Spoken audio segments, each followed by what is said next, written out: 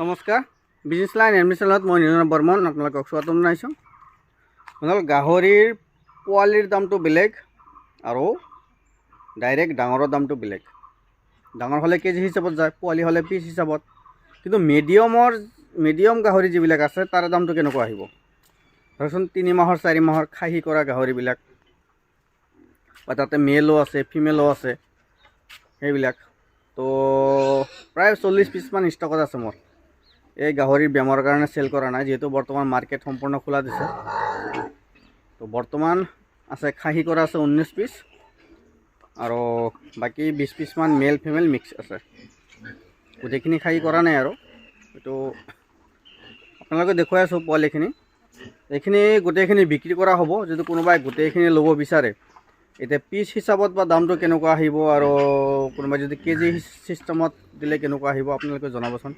মানে কেনেকুৱা বিক্ৰী কৰিলে বেছি ভাল আৰু বৰ্তমান পোৱালিৰ দামটো কেনেকুৱা হৈ আছে। আমাৰ এইখিনি কামৰূপ জিলাৰ বক, ছয়গাঁও, ধূপধাৰা এইখিনি এৰিয়াত পোৱালিৰ দামটো 3 পৰা 4 হাজাৰ। মানে পোৱালিলৈ কথা, কিছুমান পোৱালি আৰু 2200 টকাও আছে। মানে 3 কেজি 4 কেজি চাইজৰ যিবিলাক পোৱালি 2200 এনেকুৱা, আৰু যিবিলাক চাইজৰ পোৱালি 3 পৰা 4 হাজাৰৰ ভিতৰত আছে। আৰু যিবিলাক নাকি প্ৰায় 40 কেজি 35 কেজি 30 কেজি 25 কেজি সেইবিলাক কেনেকুৱা দাম আহিব আপোনালোকে, মানে মোৰ বিক্ৰী কৰাৰ কাৰণে আছে। এতিয়া কেনেকুৱা চিষ্টেমত বিক্ৰী কৰিলে ভাল হ'ব, হয়তো কেজি চিষ্টেম দিয়াটো বেছি ভাল, পিচ চিষ্টেম দিলে কি হ'ব, কিছুমানে ডাঙৰ চাই বাছি ল'ব, সৰুবিলাক থাকি যাব। না কেজিত দিয়ে, কেজিত দিলেতো সৰু ডাঙৰ দামটো একেই আহিব। আপোনালোকে চাই লওক পোৱালিখিনি।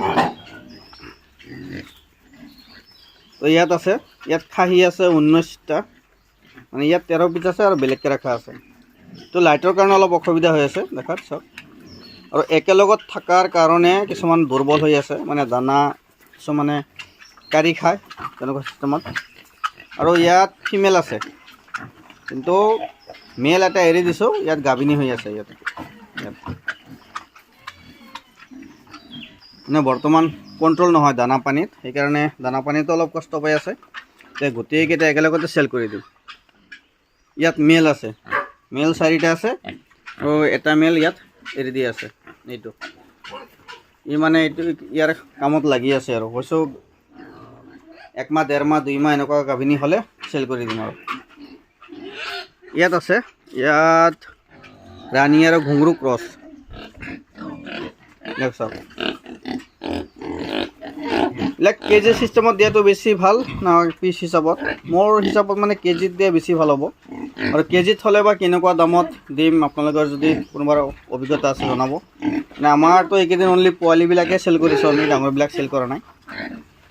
ডাঙৰ একেবাৰে ডাঙৰ চেল কৰিছিলোঁ 5 পিচ এবাৰ খাহী কৰি ৰাখিছিলোঁ, আৰু এইবাৰহে মানে মাজা চাইজত আহি ৰৈ গ'ল এইকেইটা।